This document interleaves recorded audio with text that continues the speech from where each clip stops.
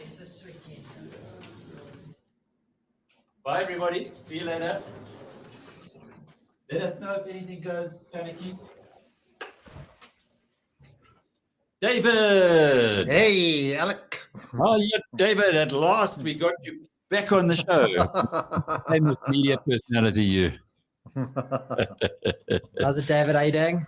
Okay, media personality. Media personality. David Shapiro.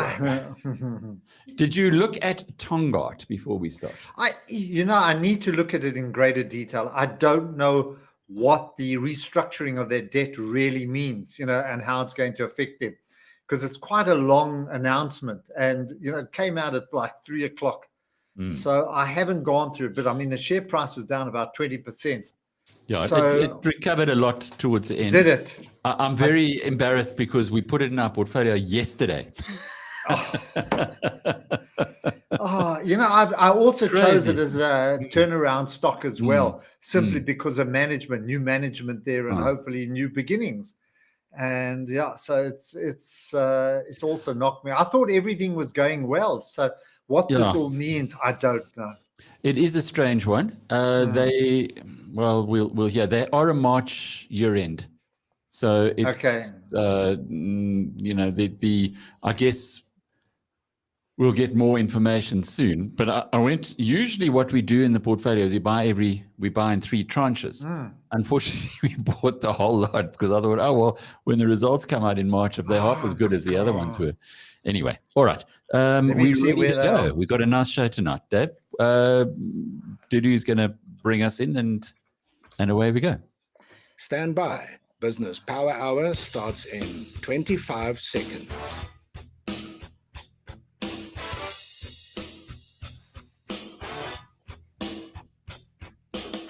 $15 seconds. 10 seconds.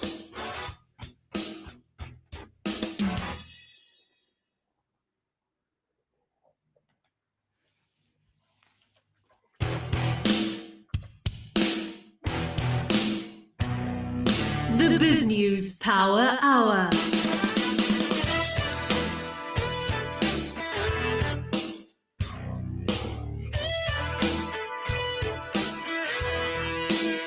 Welcome to the BizNews Power Hour, where we give you the rational perspective on business news that matters.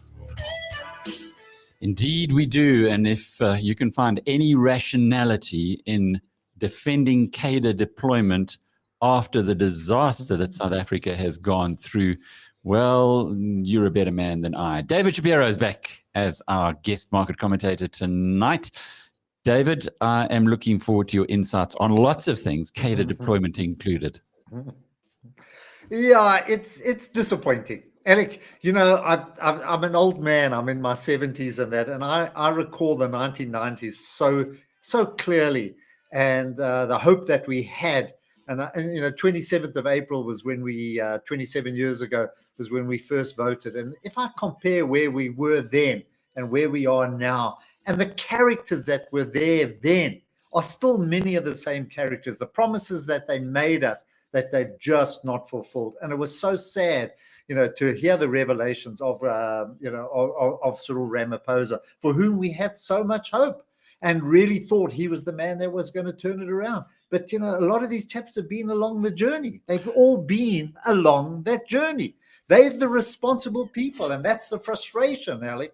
So, he was the chairman. He was the chairman of the cadre deployment group, the body, the dispensers of largesse for 4 years. So come on. I mean, how can he now go back and say, oops, we made a mistake? Anyway, we live and learn and lose $1 trillion here, and maybe at least we didn't lose $1 trillion to the nuclear deal that Zuma, by the way, who was the first chairman of the cadre deployment committee. It like beggars belief that they can continue to defend it. We'll talk more about that. We'll hear from Helen Zille on the subject, as well as the issue that a lot of our listeners on FMR this evening would be most interested in, the succession of the Cape, and actually why it can't happen. Well, according to the former Premier Helen Zille, chair of the Democratic Alliance. We'll also be chatting with Anthony Butler. Quite a bit of politics in the program tonight, but I guess it's right in our focus at the moment. Anthony is the biographer. He's the man who wrote that brilliant biography on Cyril Ramaphosa, which is an absolute masterpiece. We're going to be talking to him about cadre deployment and how Ramaphosa can stand up in front of the country and defend something that has cost us so much money and really put us back a long way and has injected into the system so many crooks. And then we'll be talking with Gidon Novick, Chief Executive of Lyft, on a similar subject, the demise of Mango, which has now followed South African Airways into business rescue. People who'd booked on Mango were initially told that they would be able to fly, and then this morning, no more flights. So the flights are now completely over. And Kevin Brady, who's the Chief Executive of A2X. And the reason we want to talk to Kevin was that we had a conversation last night.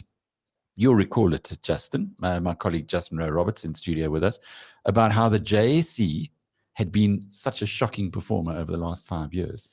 It was very interesting what Chris had to say. This is Chris Logan, who was Chris Logan. As an exchange listed on your own exchange, they're the only company, exchange-wise, to have backtracked in the last 5 years. So if you go through all the exchanges in the world, US, of course, I mean, hell, Brazil, Argentina, even London. the emerging economies, those businesses have increased in value, whereas the JSE has backtracked. So we're going to try and find out from Kevin why so is A2X making the kind of inroads that would justify that kind of price reversal by the JSE at a time when stock exchanges around the world are booming and our one is going backwards. So we've got lots of interesting subjects, as always, on the BizNews Power Hour.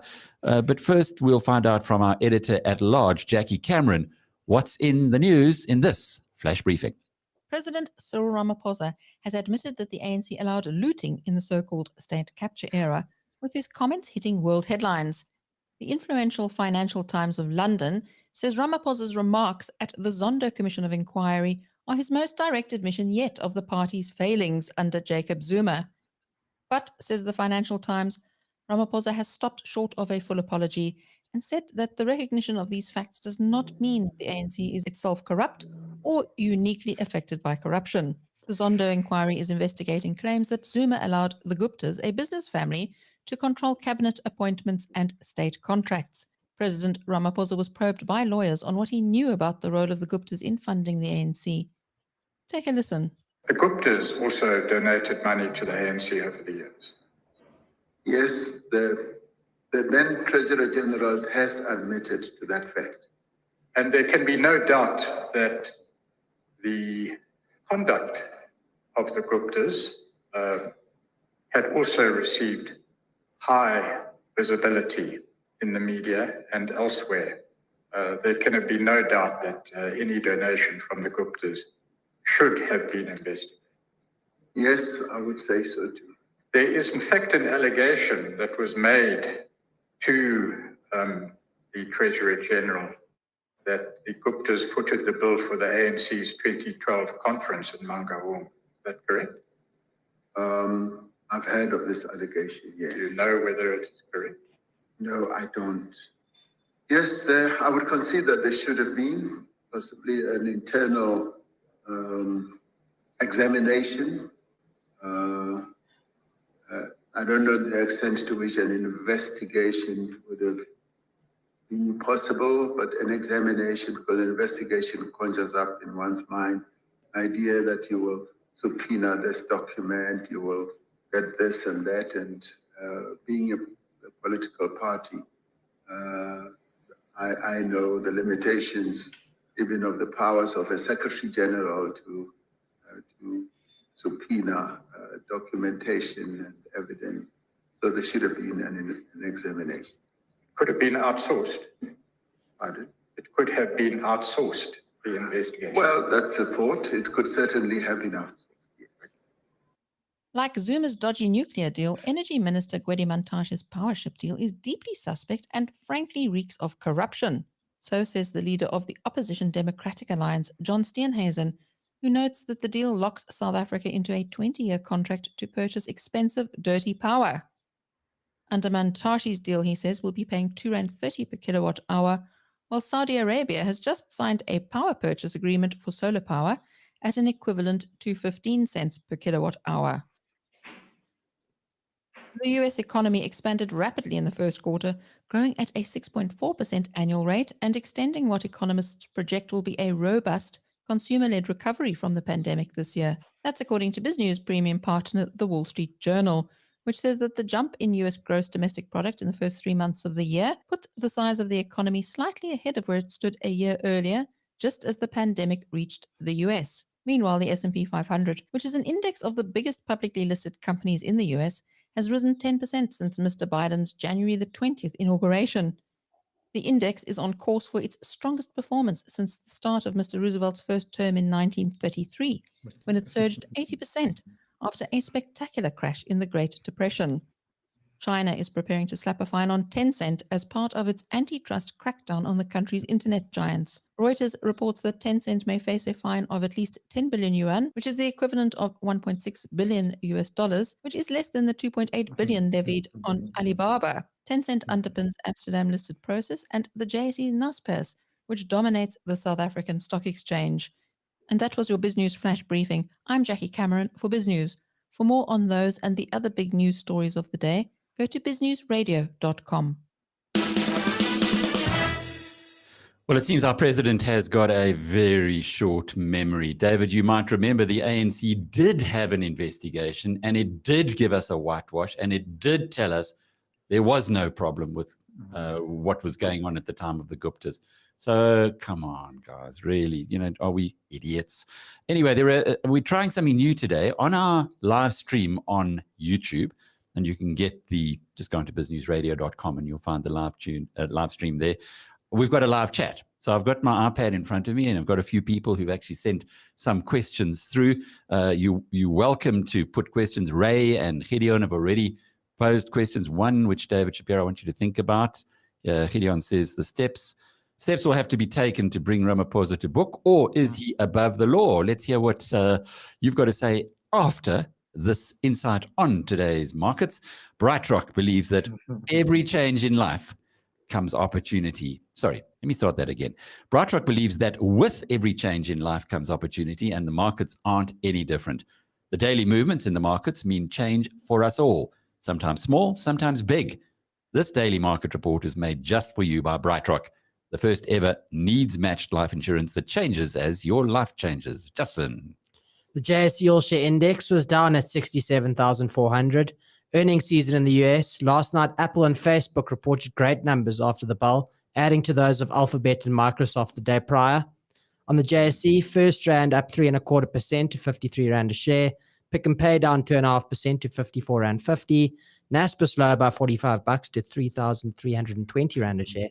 And British American Tobacco also trading lower today, following the Biden administration proposal to ban menthol products, another attack on tobacco manufacturers. The shares trading at 520 Rand. In the currency markets, the Rand was stronger against all the major currencies to 14 Rand 30 to the dollar, 19 Rand 95 to the sterling, and 17 Rand 32 to the euro. Gold is down at $1,768 an ounce. Brent crude is trading at $68.20 a barrel. And the premier cryptocurrency will put you back 770,000 Rand a Bitcoin. And this market report was made just for you by BrightRock, the first ever needs-matched life insurance that changes as your life changes. You're listening to the BizNews Power Hour, brought to you by the team at biznews.com. Okay, David. So is Mr. Ramaphosa above the law?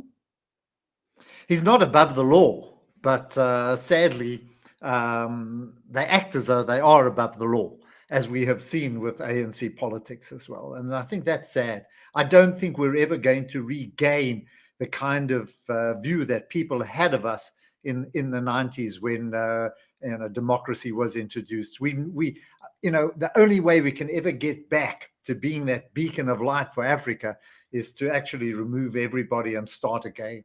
I don't know who's going to replace them, but I've become very disappointed in in what we've seen. And Alec, I'm married into a deeply, deeply political family, a family who gave up so much to achieve what they did in 1994. And I think there's massive disappointment amongst all those people, when they look and see where we are with the ANC today. And Alec, the one thing I must say is that so many of the players that are still present today were there in 1994. They were there. So they've gone through this whole journey. They know what's happening. In any business around the board table, you're supposed to know what's happening in your constituency. You're supposed to know what's happening in your country. And to turn a blind eye and just to dismiss it, it's just unacceptable for me. And so brazenly as well. That's the thing. Is he playing to an audience that he thinks we fools, or is it a different audience that'll celebrate or perhaps aspire to become one of that elite that can be cater deployed? The whole thing. I don't know. It's so crazy. unlike Cyril. It's so unlike the Cyril of the 90s. Who was such a vibrant man, who's such a powerful leader, and who was the appointed nominee of Mandela. He was the one that Mandela wanted to run the country. But what's happened in the transition, I can't explain. How he's become the kind of person now, it just eludes me. And also the other people as well. All the other big names that have come along the way as well. Anyway. Ray asks a question. Ray Walpy asks a question. She says, I'd love to hear a comment on the 22% drop in Tongaat Hewlett's share price today after yesterday's buy recommendation, of course, by us. We put it in the portfolio.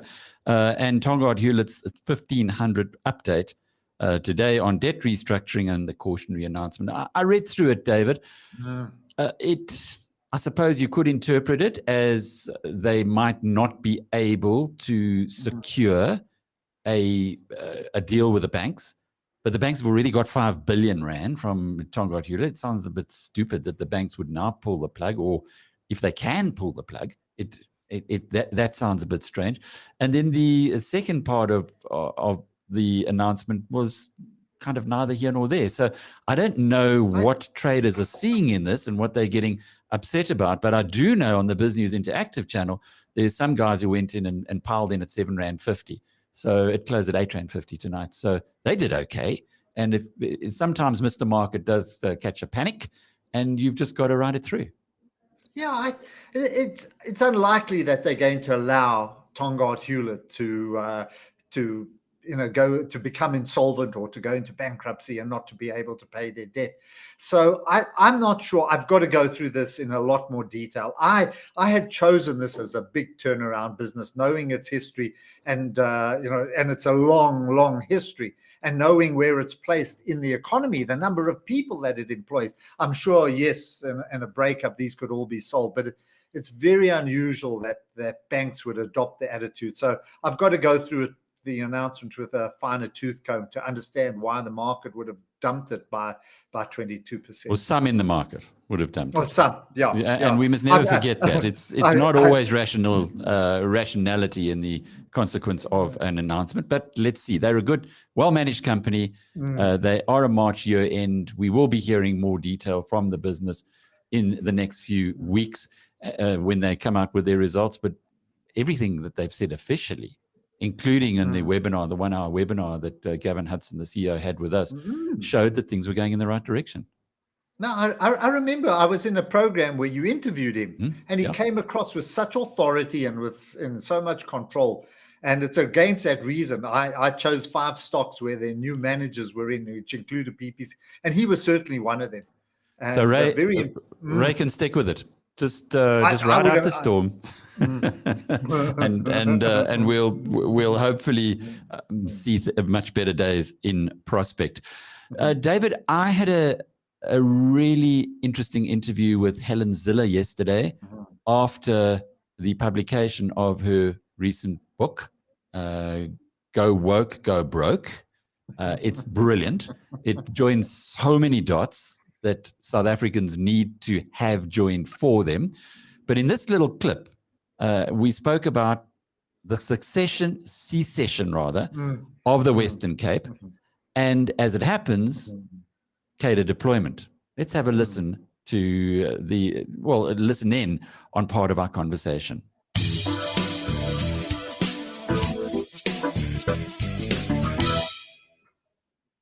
At the end of your book, you lay out various options.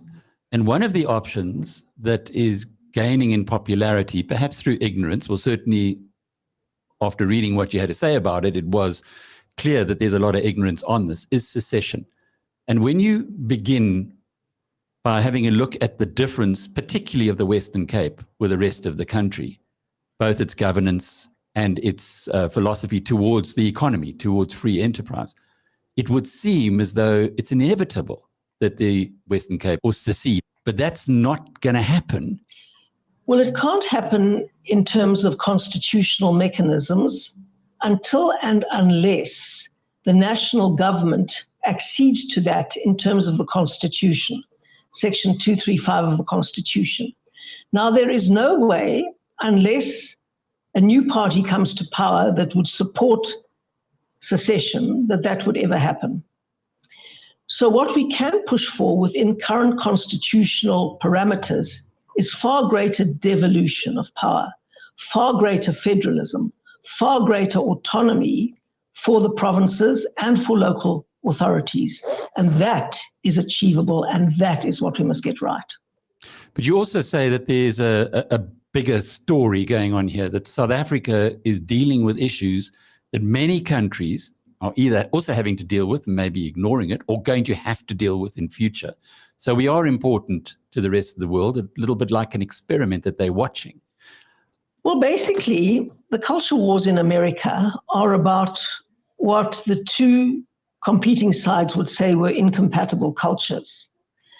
Now, if cultures are that incompatible across national and ethnic lines, then the world's in a very difficult place. Populations are on the move. Whatever you try to do to stop them or to reverse the tide, populations are moving, and they're moving with their cultures and with their prejudices and with their worldviews. And the big challenge in the world is for countries to manage that and to deal with that. And no country has to face that more urgently than South Africa. But Europe is going to face it more and more with a massive population migration. And although the British voted for Brexit, and although the Americans elected Trump, that is not a medium and long-term solution. In the medium and long term, the world is going to have to learn how we cross those barriers and live together in the same country. Now, in South Africa, we've tried to do that by getting a constitution, a values-based constitution, and understanding what the foundational principles are to succeed.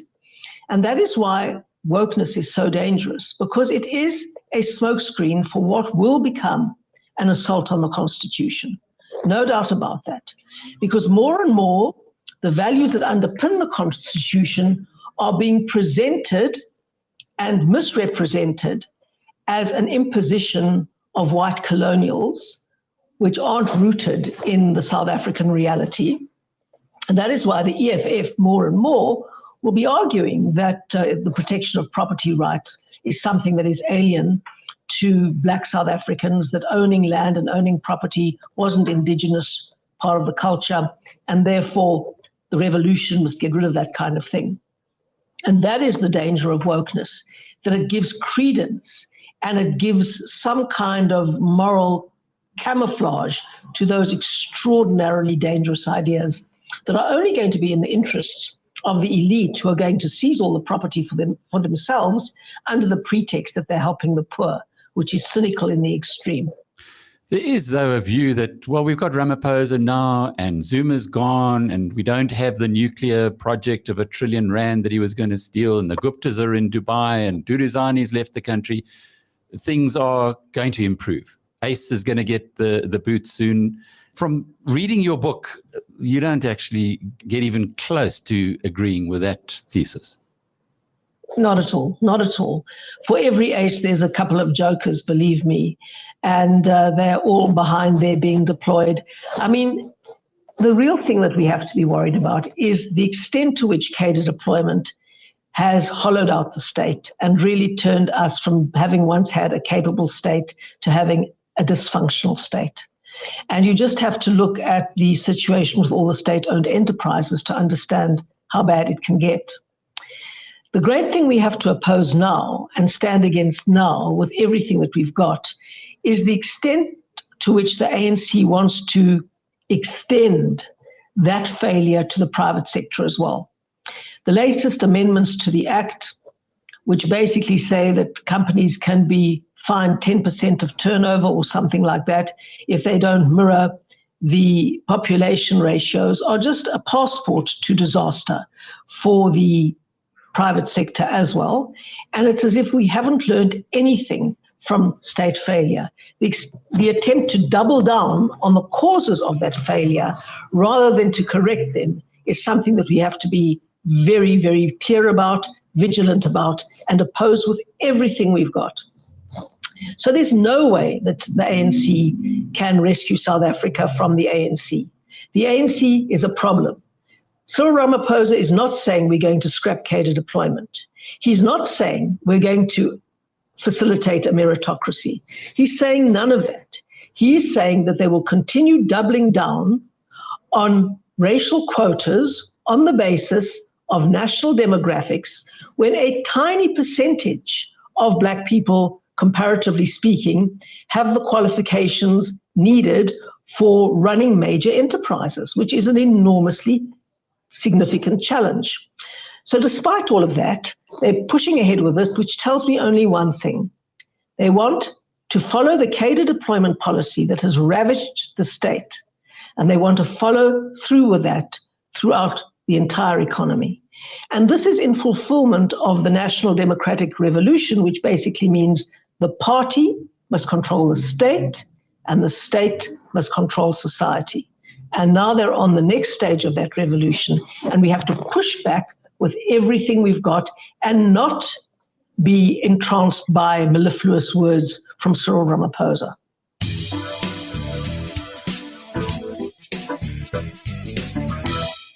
And this thought leadership feature was made just for you by BrightRock, the first ever needs-matched life insurance that changes as your life changes. At BrightRock, we believe that change can unlock amazing opportunities. We've partnered with industry leaders to provide you with tips and tools to help you navigate life's big change moments. Welcome to this week's Thought Leadership feature, which was made just for you by BrightRock, the first ever needs-matched life insurance that changes as your life changes. Well, David, there you have it from Helen Zille, who is the ultimate survivor in politics, I guess you could call her. The extended interview will be available on BizNews Radio tomorrow, but an interesting perspective. And she was actually saying all of this before the bombshells about cadre deployment at the Zondo Commission were exposed. Yeah, look, extremely articulately and well put. It's very difficult to absorb all of it. I was listening intently, but, it's something that bothers me. And we all talk about the need to turn this economy around. And yet there's just so much political ideology that just keeps us dragging us down and down. There are so many willing people who want to see change here, but against the kind of backdrop that Helen paints, it's very, very difficult to achieve anything. And what happens is people either emigrate or go their own way or just give up. And it's a sad state of affairs. Again, I come back to what I said earlier on. This was never the intentions when we entered democracy in 1994, when we all stood in those lines and cast our vote for the first, most of the population cast their vote for the first time. I think we all celebrated the Rainbow Nation, and we've just moved so far away from it, as Helen has articulated. So how we get back there, I haven't got the solution. I don't know. It might not have been your intention, but it was always the ANC's intention. In 1997, at their 50th conference, they adopted cadre deployment as an official policy. In 1998, Jacob Zuma was made the chairman of the Cadre Deployment Committee, which is probably the most powerful largesse dispensing organization in South African history. But it is what it is. And we have with us Anthony Butler. Now, Anthony is a professor. He attended Oxford and Cambridge. He is a professor at University of Cape Town. But more than that, he wrote the Ramaphosa biography, which is the reference work for anybody who really wants to know who the president is or who the man is running this country. And having read through it very slowly, because I did an audio book on Anthony's book, I got to absorb quite a lot of the story he was telling. And Anthony, it does surprise me with everything that Ramaphosa has done in his life, that he seems to have this blind spot to cadre deployment, which quite clearly, from a rational perspective, has cost the country so dearly. Hi, hello, Alec. Yes, I take your point, and I embrace much of what Helen said. I think that a blind spot is unlikely, given that any South African could have opened their newspaper over the past 5 or 6 years and read in quite a lot of detail what has been going on in terms of the relationships between the ANC, the government, and business, and the way in which those relationships have been undermined and corrupted by deployment policies. So it's certainly, it would be more than a surprise or a shock, as Ramaphosa might put it, to find that he didn't know what was going on. And presumably people within the ANC inner circle know a good deal more than us. But on the other hand, there are a couple of real issues that Ramaphosa did raise at the Commission of Inquiry when in his formulation that deployment cannot be faulted in principle, but there are weaknesses in its implementation. And he went on to describe some of those weaknesses, particularly appointments to SOEs, as disastrous. And I think the first point we have to begin from is that the public service, at whatever level, is inherently political. And we can see that clearly when the ANC adopted its deployment policy in 1997, that it had agreed in the constitutional negotiations to a continuity of much of the personnel in the public service. But it wanted to bring about change, a new set of policies, a new direction for the country, and one that it was, I think, correct to see wasn't warmly embraced by much of the public service. So there was a motivation there that is shared by all political parties in all political contexts, including, I think it's fair to say, the Democratic Alliance when it became the party of government in the Western Cape, that there is a perfectly legitimate sense in which the party that's elected to govern has a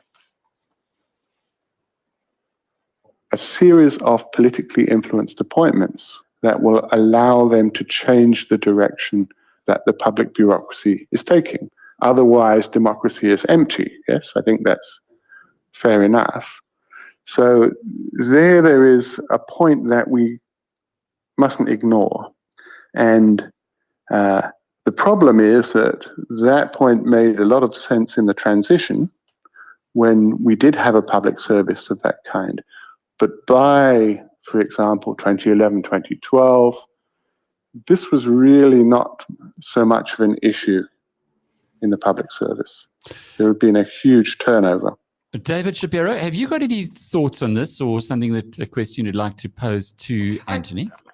Listening to Anthony and listening to Helen, and she made this point. My worry and the concern is, has this bled through to the private sector as well? In other words, has this deployment policy forced the hands of many corporations as well, in the same way that it forced the hands of the SOEs? You know, is this now starting to creep into the private sector as well? Anthony? Well, that certainly is an issue. I'm not sure what I was discussing there was a perfectly legitimate set of policy objectives from the point of view of the ANC in the public sector.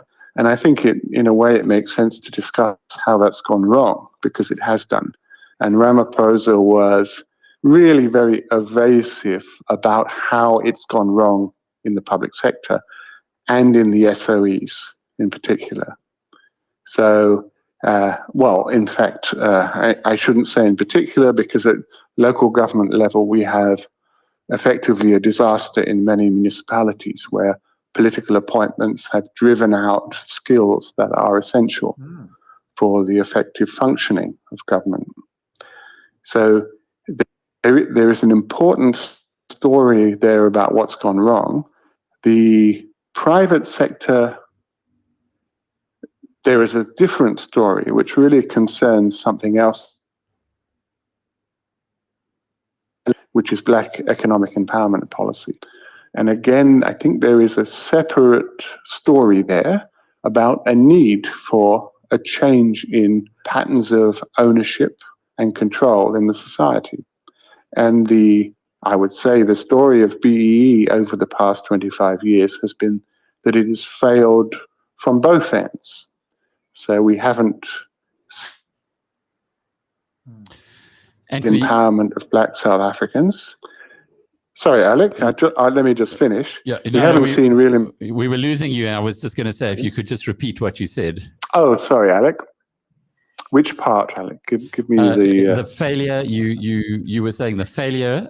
BEE policies have failed from both ends. Yes. Okay. So Black economic empowerment has failed from both ends, in the sense that very few Black South Africans have been genuinely empowered by it, and that process has been heavily skewed towards political connectivity. But at the same time, it's imposed heavy costs on business. But I think that deployment and BEE, although they are linked, they are also distinct. So they're both legitimate interventions, and they're both areas in which things have gone wrong. Anthony, just to close off on this, maybe legitimate in political backgrounds, but when you have a look at the economic consequences in South Africa, with a massive unemployment, youth unemployment over 60%, and the defense or continued defense of something that has not worked in this country, whatever its theoretical benefits might be, surely at some point the ANC has to reassess, rather than what we heard today or the last couple of days, doubling down, as Helen Zille described it. Yeah, I think that's probably not right. I think Helen has probably missed some of the more subtle undertones. I think we haven't seen a doubling down, but what we see is an ANC that will not change its position in public.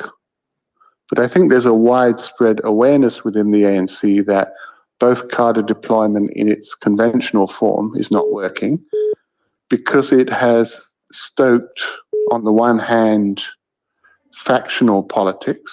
So when we talk about cadre deployment, it's not this thing called the ANC that is deploying. It's factions that are deploying, and factions that are building war chests. So it's the ANC that is destabilized as much as the country by those policies. Anthony Butler, the biographer of the excellent biography on Cyril Ramaphosa, giving us his insights on the whole cadre deployment story, and as you heard, some criticism of Helen Zille's views. Well, it's nice to have a pickup now with Kevin Brady, who's the chief executive of A2X. Kevin, we had a interesting discussion last night with Chris Logan, who explained to us that of all the exchanges around the world that are listed on stock exchanges, the only one that has performed poorly in the last 5 years has been the Johannesburg Stock Exchange, your competitor. Now, is it that that A2X is eating their lunch, or is it just a function of not being able to manage with the competition generally? Because volumes, we know, all around the world have been rising significantly.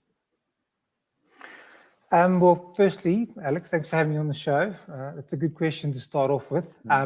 Without really knowing the full context of the comment, what I would say is that obviously South Africa does face its own challenges. And as in any investment destination, having the macro environment right is a very, very important of the growth. Our role, as we see it, is that, we've only ever had one supplier or one provider in terms of stock exchanges, whereas in many parts of the world, clearly regulators came in and opened up the gap for competition. And they specifically did this, and they started in the secondary market to create the benefits that competition bring. And that's efficiencies, that's client service, that's innovation, all those good things. And the end result of that in many jurisdictions has been reducing the cost of raising capital. And that's really why regulators have gone down this road. And despite South Africa having a very advanced, capital system, it was really only, in the last 4 or 5 years that it opened up for some type of competition. And so we see our role as providing consumers choice and bringing the good things that competition bring with it. So, we believe by doing that, we can help grow the overall market. Kevin, as you're saying, the JSE is essentially a monopoly, which I find extremely ironic if you have to think about all the paperwork and the red tape that the other companies on the exchange have to go through, shareholder approval, TRP approval, and they're essentially a monopoly. Surely it'll be healthy. I know you guys just offer secondary listing services. For you guys to offer primary listing services, so there's some form of competition. Yeah. Look, I think, there are a number of alternative exchanges. Our model is to focus on the secondary market. We did a lot of research into various models around the world and challenger exchanges who've been successful. And there's no doubt, if you look at the breakdown of where the money is at the moment, it's in the secondary market. They're charging very, very many levels. But we're very conscious that for any market to continue growing, you do need to offer primary. So we're just doing it incrementally. We started off with the secondary listing of companies. We've moved into the secondary listing of ETFs and ETNs. We've amended our license last year to include inward listings. And so, we will take those steps in time. But for us, obviously, it's about getting the step where we are now to the next level before we move into that space. David, were you ever on the JSE committee, the all-powerful at one point when it was still a club? I was on for 6 years, yeah. And I've got a lot to say. Pray tell.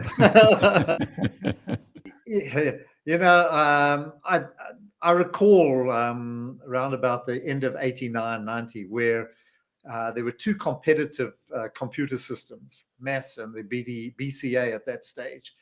And what happened is that we were a MAS system, which goes back, there's a whole history to where we were. And without making this too long a story, we were forced to, in what was a bitter fight, which really cost me my position on the committee, etc. We fought for two systems. And what happened is that they wanted one system in which they can control everything. And today we still are on that system. The stock exchange system, and Kevin will bear me out, that we manage our affairs was written in 1989, 1990. It's in a language which no one understands. There are very few people who can do it. And there are many attempts to do it. But Alec, what I'm alluding to is that there was a certain arrogance which came with that clubby type of atmosphere. And I've got lots of stories that I can share. which include the opening up of the stock exchange. So I think a lot has to go back to the very old days and the foundation on which the stock exchange was built. I don't know Leila. I haven't met her, and I'm hoping that she can start to bring changes that Chris has been talking about. I spoke to Chris Logan at length also about some of the issues that are holding the stock exchange back. So hopefully she looks like a person who's going to make things move without taking anything away from Kevin and the alternatives, which I think we've got to encourage. There's a lot that needs to be addressed. The stock exchange needs to look at itself in the mirror. Yeah. Kevin, you've surely heard the view or the credo that comes out of Silicon Valley, which says that startups, the fight between startups and incumbents, i.e. yourselves and the JSE, is a race by the startups to get distribution before the incumbents get innovation. Now, have you got the distribution? Are you at a scale now? Because clearly you've innovated, you've had to innovate. Otherwise, if you were just repeating what the JSE was doing, you wouldn't be in business today. And are you seeing that the JSE is starting to wake up, as David mentioned? So look, yes, I mean, it's an important statement that you're right. We need to innovate faster than they can change. Look, I think in terms of, there's two sides to it. So I think one is the listing, how much product do we have on our market? One of the things in South Africa that makes it difficult is regulations not in line with international best practices yet. And so we have no alternative venue or MTF model in South Africa. So we have to get the permission of every company to encourage them to have a secondary listing, which really is just complementary to your primary listing. But that takes time. We feel we've got critical mass on the product side. We've got 51 listings with a combined market cap of around about 5.2 trillion. 10 of the listings are top 40 index constituents. So from that perspective, we're very excited, and I think we're making great progress. The other side is broker becoming members of our market. Again, we've made huge strides. Of the top 10 brokers in South Africa, and it's quite a scary thought, the top 10 brokers do 90% of what happens on a daily basis. We've got 5 of the top 6 signed up and active on our market. Interestingly enough, our biggest challenge goes back to exactly what David has said, is that all brokers in South Africa, their infrastructure is pointed to one market. And their reliance on the BDA system is immense. It is everything to them. It is a CRM, it's a deal management system, it's a portfolio management, it's risk. I can go on and on. It's a beast. So what we've had to do is very much that. We've had to continue to innovate and develop. And so to try and break that logjam, we've come out with, we've done a joint venture actually with a local tech firm and released our own post-trade system, really, which doesn't compete with BDA at this point in time, but it does compete with a segment of BDA at a much more attractive rate using the latest technology.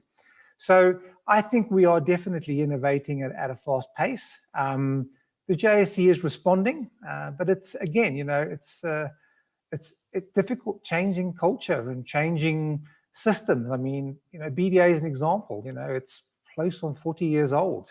They've tried replacing it several times. It's expensive, right? So it's just not that easy for them. For us, blank piece of paper, it makes life a lot easier. So, I'm very comfortable that we believe we're ahead on that game, and excited about what's to come. Big advantage not having legacy, even though the incumbent does have the distribution. But someone who knows all about that is Gidon Novik, the chief executive of Lyft. Gidon, we had a fascinating discussion, which you were in at lunchtime today with in our webinar on 12J, but we won't talk about 12J tonight. We want to talk a little about Mango, because for years when you were the chief executive of Comair, Mango and South African Airways were thorns in your side. Now Mango, from what I understand, has cancelled all its flights. The people who bought tickets are no longer going to fly anywhere. What are we to make of this? Yeah, listen, it's an industry, Alec, in massive change. COVID accelerated a lot of the dynamics that were happening pre-COVID, but they've been, it's all happening very fast. On the ground, with regards Mango, we're doing at Lyft, we're doing what we can to accommodate their passengers and just help out. So it's been a crazy time. And the industry's set for a rebirth. I think there's just been so much dramatic change going on. But is it a system of, or a question of Mango just having too much legacy and not being able to adjust? You've started a new airline. Lyft is new. Everyone I know, including myself, who's flown Lyft, really enjoys it. It's a good experience. It's well priced. Mango, however, in this environment seems to be incapable of surviving, let alone competing. Why? Well, thanks, Alec. I mean, I appreciate the feedback. There's a few things going on. The one is there's a massive step change in the efficiency opportunity in the airline industry, and that efficiency is driven by a dramatic drop in the cost of aircraft, driven by COVID. What's happened in the past kind of 3 or 4 decades is that, every major cycle, whether it's the September the 11th or the 2008 financial crisis, has resulted in a huge drop in aircraft values. What we're seeing now is has never happened before. We're looking at about 2/3 drop in the cost of aircraft. So that's quite dramatic. And that's obviously your single biggest fixed asset in the business. And what that really leads to is that you don't have to take on massive debt in the industry. In fact, we take on none at all. That drives down fixed costs dramatically, and it just results in flexibility, which means that we can fly when there's demand, and we don't have to fly when we think we have to fly because our planes are sitting on the ground. So that's been quite a step change, particularly in an environment where demand is so uncertain and you have these waves of COVID and uncertainty around the future of business travel and tourism, et cetera, et cetera. But you've still got a competitor that's being consistently bailed out by taxpayers, even though taxpayers would certainly not vote to bail it out. Is that not something that it should give them an advantage? Is the disadvantage from the scenario that you've painted so great that it's incapable of them surviving this? Well, I think that, that model's become unsustainable as well, not only in this country, but around the world. National airlines, particularly in Africa, have struggled. Many have gone out of business. And it's a time for a rethink of, what is the model that works. Countries do like to have a representation in the airline industry for various reasons. But the model's got to change. And I think this is the start of that model changing. Kevin Brady, it's interesting to get your view on this. Are there any parallels with what's going on with the airline sector and indeed that's happening at the stock exchanges? Well, actually, the last comment made me smile because someone said to me that all countries want to have a flag, an army, an airline, and an exchange. So there's definitely parallels there. Yes, I mean, the cost of technology has come down immensely, and it's a lot more resilient and a lot more agile from our perspective, and that allows us to do a lot more with it. So you pay less and you get a lot more for your money. And so, yeah, I mean, it puts you in a much better position. The cost of entering certain industries like the exchange they're still fairly high in terms of high barriers. It might have come down tremendously, but it's a platform business. You need to build a platform that's at least as good as who you're challenging. You need to have all the right bums in the seats. You've got a lot of regulatory oversight. So there is a cost that comes with it. It's just that cost has come down tremendously. So your break-even point's much, much easier. So I guess from that aspect, there are a lot of parallels. Get on that whole story that they articulate in Silicon Valley about startups getting distribution before incumbents get innovation. It appears as though when you're state-owned, to innovate is very difficult. Well, it's difficult when you have legacy issues to deal with. It's difficult when you can't move quickly. Customer needs have changed dramatically with COVID. Technology, obviously, the more one can leverage off technology, the more one can adapt to those changes. A small example is, we introduced this idea of free changes and cancellations, but you need the technology to support that. And we were able to put a system in place where customers can just get credits very easily into their account and use them, seamlessly. Looks very easy on the outside, but the technology's got to support that. So it really does enable us to focus on the rapidly changing customer needs for sure. Kevin, I guess a challenger exchange has similar challenges. Yes, I mean, I think in terms of the incumbent, those points are very true, and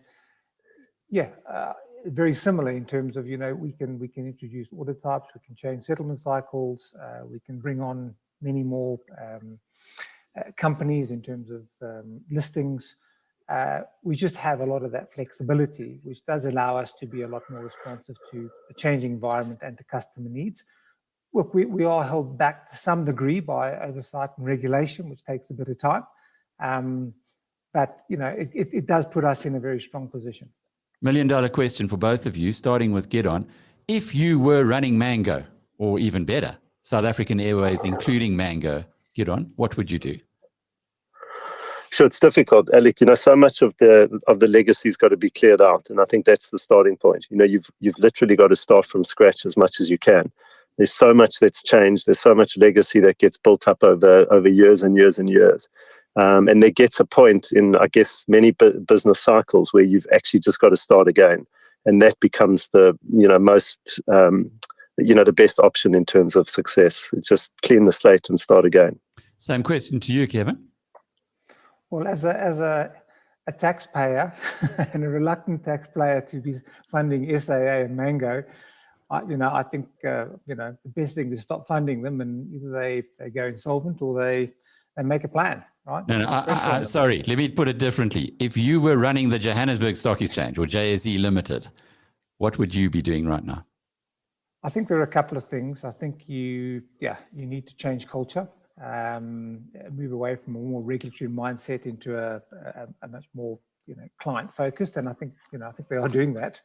And yes, I think some of their key systems need replacing, and you need to somehow rip them out and put new systems in there to make them a lot more agile and responsive. It's a big ask, a difficult thing to do. David Shapiro, last word from you to these two gents. The question I wanted to ask Gideon was, what is the new airline going to look like? Are we still going to be slobbering over each other, or is there going to be spacing? Are health standards going to change? And I think to Kevin, where I support him, and I think the biggest obstacle to mobility in stock exchanges is something called FICA, and compliance. We have more FICA people, more compliance people than we do have people trying to sell the stock exchange. And to be honest, I'm not sure how effective they are. So if Kevin wants to do it, I think one's got to ease back on a lot of regulation. And to me, it's a massive inhibitor to actually developing the stock exchange and getting more people in and so on. So, but I'm more interested in how we're going to fly in the future, whether we're going to have to wear masks and you're still going to have somebody slobbering over you, as he falls asleep on the trip to Cape Town. David, we're gonna give you a special seat in the front. You may have to pay a little bit more, so you may have to cough up. $80. Exactly. But it's a good point. If you do have somebody, if you pack together and you have somebody next to you who sneezes, apart from getting an icy stare, what else can you do about it? Yeah, not a hell of a lot, I guess. Take some tissues along. Listen, there's all sorts of technical reasons I can tell you that it's safe on board, even with COVID and the circulation of air, or the rapid circulation of air. It's definitely, the research seems to be showing that there's no greater risk being on an aeroplane, even though you are close to people. So, that's it. And, there is obviously premium seating, and, you can pay more for a little bit more space. I always like to sit at the exit row, so I can recommend that as well. We make the best of a 2-hour flight, David. Do some work, read a nice book, and ignore your neighbor. And listen to podcasts. Let's close off with you, Kevin. Your final response to the regulation story. Yeah, no, look, I think David's right. I mean, we are over-regulated and it continues to increase. And I think sometimes rather than trying to strive to be the best regulated market in the world, we should try and find a balance in terms of attracting new listings and raising money and the regulation that comes with it.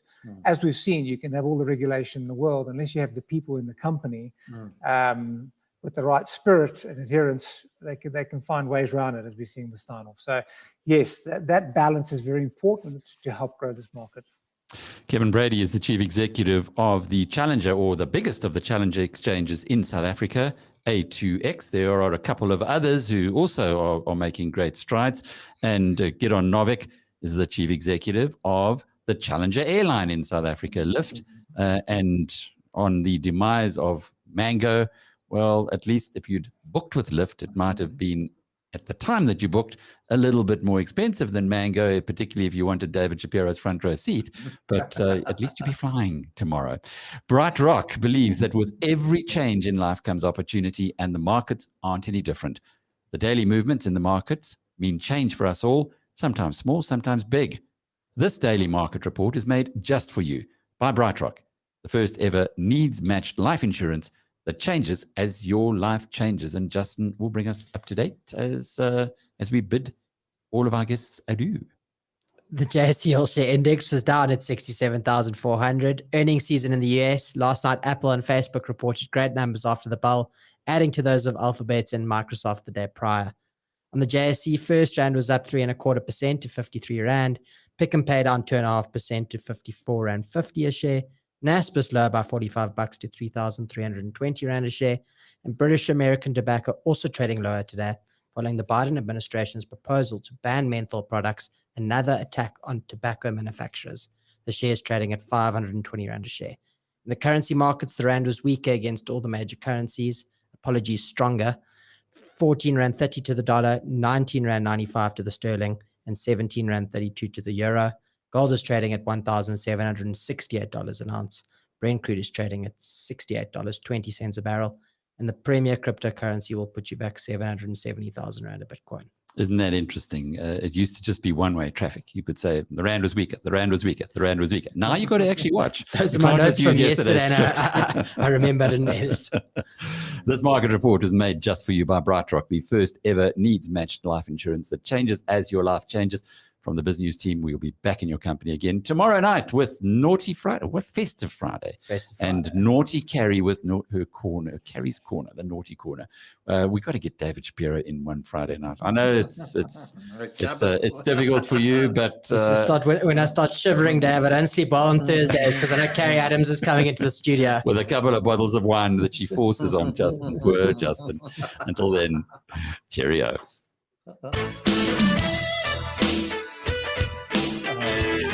You've been listening to the Power Hour, brought to you by the team at BizNews.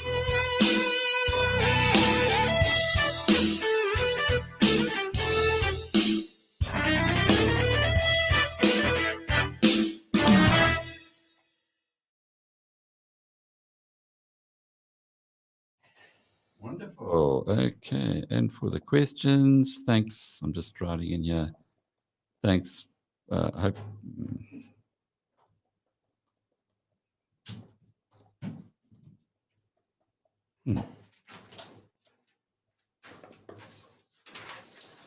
Okay, all the way.